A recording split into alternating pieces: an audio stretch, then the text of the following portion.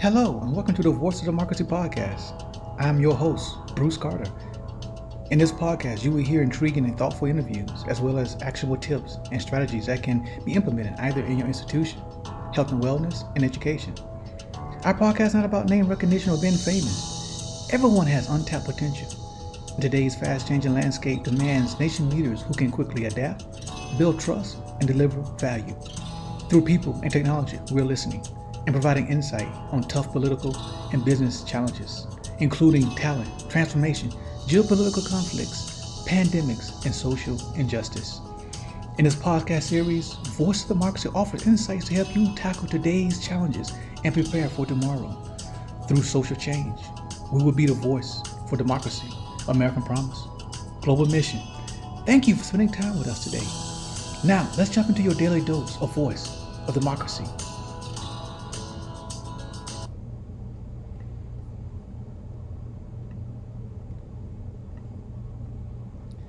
Today's focus and highlights will be on gun violence, a unique to the U.S. In today's podcast, I want to talk through 3 ways about Americans' gun problem. First, the number of guns is an issue for America. Reducing mass shootings. Focus on a bigger problem.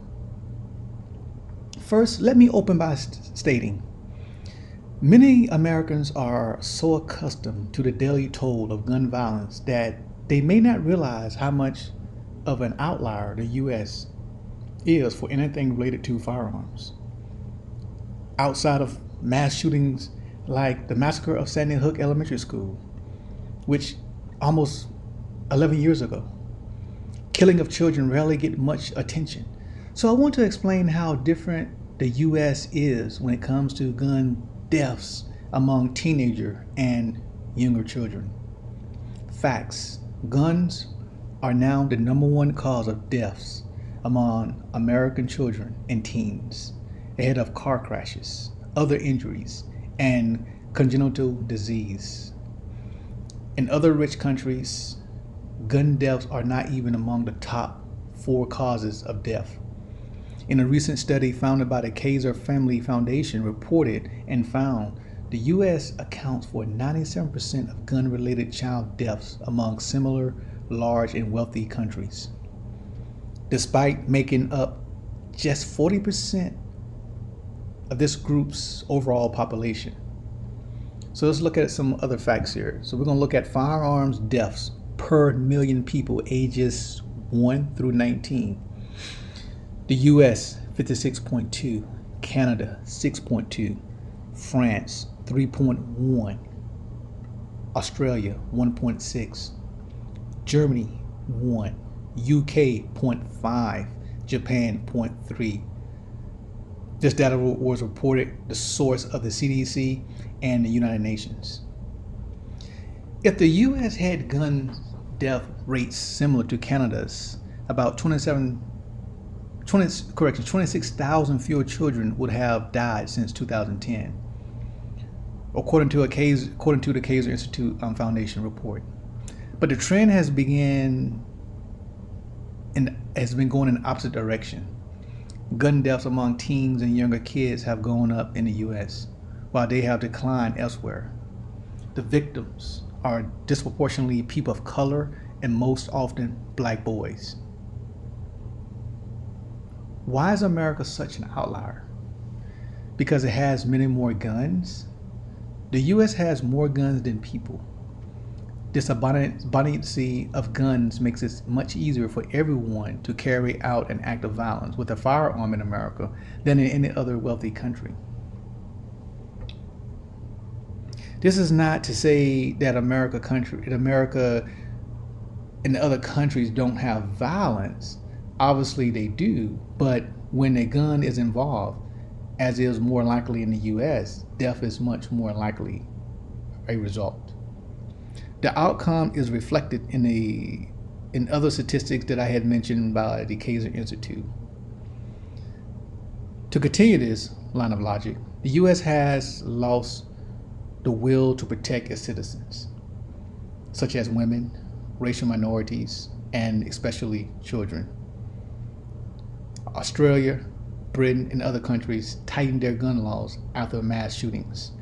Those countries had restrictions that led to less gun violence. Changing America's gun culture, not its gun laws, is a bigger challenge. We need to confront mental instability, social isolation, and other cultural problems driving young men to violence. And I say young men, I emphasize young men, because most of the violence, not all, but most of the violence of mass shooting and killing has been done by young men. In every country, people get into arguments, hold racist views, or suffer from mental illness, mental health issues. But in the US, it's easier for those people to pick up a gun and shoot someone. That reality is what allowed an 18-year-old to obtain an assault rifle and kill 19 children and 2 teachers at an elementary school classroom in Uvalde, Texas, a couple years ago. And it was what makes the US a global outlier when it comes to gun violence, with more gun deaths than any other than of his peers. Excuse me. So let's look at some facts at public shootings in which 4 or more people were killed. Shows how much the U.S. stands out. The number of mass shootings developed countries from 1998 to 2019. United States, 101. France, 8. Germany, 5. Canada, 4. Finland, 3. Belgium, 2. Czech Republic, 2. Italy, 2. Netherlands, 2. Switzerland, 2. Australia, 1. Austria, 1. Croatia, 1. Lithuania, 1. New Zealand, 1. Norway, 1. Slovakia, 1. United Kingdom, 1. The source was provided by a reporter by Jason R. Silva. So now we look at the number of guns. Where there are more guns, there are more gun deaths, as I mentioned previously. Studies have found this to be true at the state and national level. It is true for homicides, suicides, mass shootings, and even police shootings. It is an intuitive idea. If guns are more available, people will use them more often. If you replace guns in that sentence with another noun, it would be so obvious and as to be banal. Stricter gun laws appear to help. They are associated with fewer gun deaths in both a domestic and a global context. While looser gun laws are linked with more gun deaths, but federal laws are lax. Other developed countries typically require at least a license to own a gun. If they allow someone to get a firearm at all, in the US, even a background check, it is not always required to buy a gun, a result of poor enforcement and legal loopholes. Now we're looking at reducing mass shootings. The US is always going to have more guns and consequently more deaths than other rich countries, given the Second Amendment, mixed public opinion, obviously, and a closely divided federal government. Lawmakers face sharp limits on how far they can go. But since America's gun laws are so weak, there is a lot of room to improve and at least cut some of the gun deaths.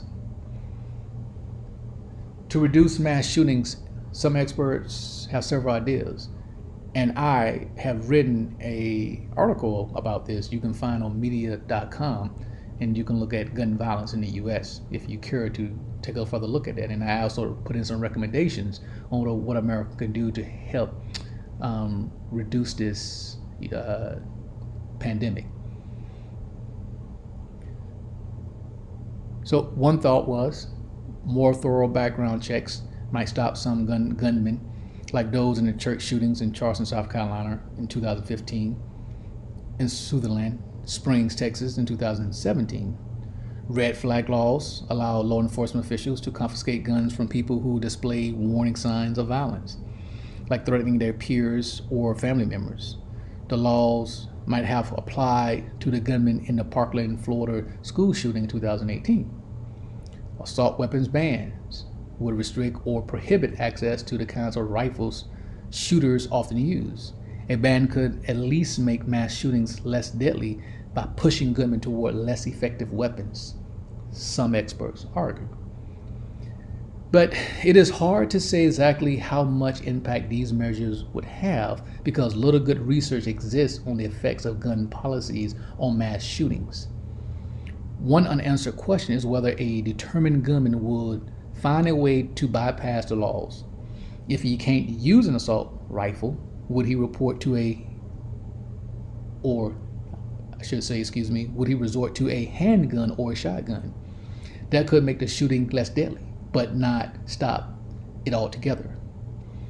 So now let's look at the bigger problem. Most shootings in America never appear in national headlines. The majority of gun deaths in 2021 were suicides. Nearly half were homicides that occurred outside of mass shootings. There are more typical acts of violence on streets and in homes, and most involve handguns. Mass shootings were responsible for less than 2% of last year's gun deaths. Stricter gun laws could reduce the more common gun deaths. It all comes down to the same problem. More guns equal more deaths, gun deaths. Whether a gang shootout in California, a suicide in Wyoming, or a school shooting in Texas, this is where we come down to how we try to figure out a solution. And again, as I just stated, there is no easy way, and it's debatable. But we do know more guns lead to more deaths. So as I begin to wrap up, I just want to look at some comparisons of mass shootings, historical context. So what I want to do is look at the University of Texas Tower shooting in August of 1961. And then I want to jump to the 2017 Las Vegas shooting. So that's the comparison. So for those who don't remember, obviously some of us weren't even born, right? Of 1966. So let's do the comparison. Let's make sure we understand what took place then. The University of Texas Tower shooting was an act of mass murder which occurred on August 1st, 1966 at the University of Texas at Austin. So this gunman, total time of the mass shooting was approximately 96 minutes. The perpetrator was a 25-year-old Marine veteran, Charles Whitman, indiscriminately fired at members of the public both within the main building tower and from the tower's observation deck. He shot and killed 15 people. In this 96 minutes, he shot and killed 15 people, including an unborn child. He injured 31 others before he was killed by two Austin Police Department officers. And as I stated, approximately 96 minutes after the first opening fire observation from that tower took place. So let's look at what type of weapons he used in these 96 minutes. A Remington 700. The type of rounds he used was six Mike. A Universal M1 carbine. A Remington Model 141.35 caliber. A Series Model 60 semi-automatic shotgun. And okay, I found this on the web for S Model 60 semi. And then I apologize. My series came on.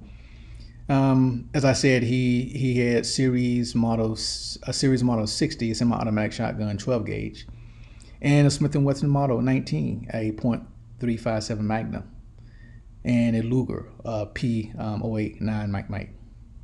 So in the 96 minutes, he was able to, as I stated, kill 15 people, injured 31. Okay, so and actually including himself, when you actually look at you actually do the total of the death total. It actually came up to 18 deaths and then three injured. Okay, so now let's look at the 2017 Las Vegas shooting. In October 1st, 2017, Stephen Paddock, a 64-year-old man from Mesquite, Nevada, opened fire on the crowd attending the Route 91 Harvest Music Festival on the Las Vegas Strip in Nevada. From his 32nd floor suite in the Mandalay Bay Hotel, he fired more than 1,000 bullets, killing 60 people and wounding at least 413. Okay, now all of this took place, the time he started firing, 11 minutes. That is a big comparison from 1966 to 2017. Now look at his weapons. He had 24 firearms, 14.223 caliber AR-15 type rifles, 8.308 caliber AR-10 type rifles, a .308 caliber bolt action rifle, and a .38 caliber revolver. That's the comparison, people. And you're looking at 96 minutes. You're talking about maybe 18 deaths versus, and I said 11 minutes, incorrect. I think it's really probably around 10 minutes actually. You're looking at, basically,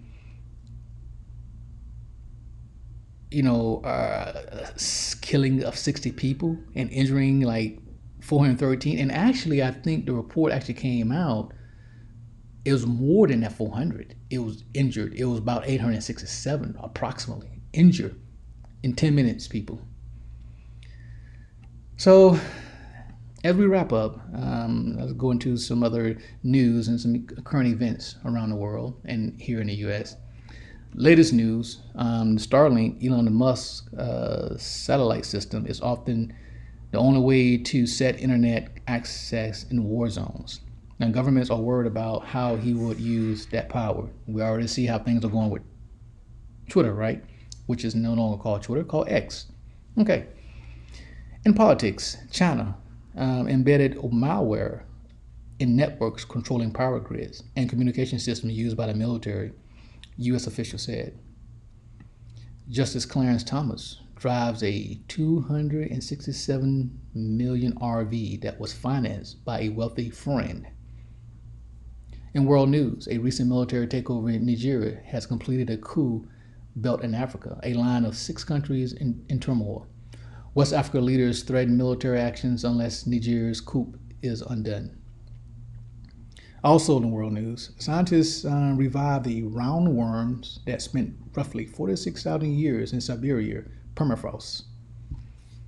Also, world news, unlike most European countries or European Union countries, Austria is still paying nearly as much as natural gas from Russia as it was before the war. Russia is using games like Minecraft to spread propaganda. Back to Nigeria, a deadline passed for Nigeria's military junta to reinstate the ousted president or face military actions from other West African nations. There is no sign of intervention so far. Other big stories, a 17-year-old cousin of the Ubaldi gunman was arrested. The teenager's mother reported that he was trying to buy a gun and do the same thing. The U.S. is importing fewer goods from China, and Mexico is now the U.S. top trading partner.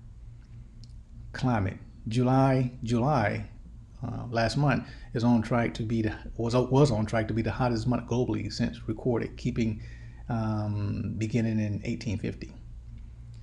The Labor Department will increase heat safety inspections in construction and agriculture for other vulnerable workers.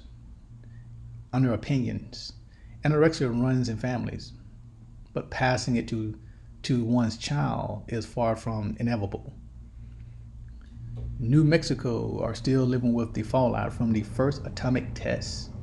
A white mother sued Southwest Airlines after she was accused of human trafficking. when flying with her black daughter. Also, did you know on this day, August 13th, 1860, American markswoman Anna Oakley, who starred in Buffalo Bill's Wild West show, where she was often called Little Sure Shot, was born. On August 13, 1898, the U.S. Army took control of the Philippine port of Manila during the Spanish-American War. Also on this day, August 13, 1948, a record day for the Berlin airlift. Responding to increasing Soviet pressure on Western Berlin, U.S. and British planes airlift a record amount of supplies into actions in the city under American and British control. The massive resupply effort carried out in the weather so bad that some pilots refer to as Black Friday, signed that the British and Americans would not give in to the Soviet blockade of Western Berlin. On August 13, 1981, President Ronald Reagan signs the Economic Recovery Tax Act, a package of tax and budget reductions that set the tone for his administration's trickle-down economic policy. On August 13, 1995, New York Yankees star Mickey Mantle dies. So thank you for tuning in and listening today. We appreciate your always tuning in with us and enjoying the information that's been provided. The podcast was brought to you by the People First Consulting, Voice of Democracy. For more information about People First Consulting, Voice of Democracy, please visit our website at www.pfcworks.com. American Promise, Global Mission. Thank you for tuning in and listening today. Until next time, please be safe, stay informed, and live well.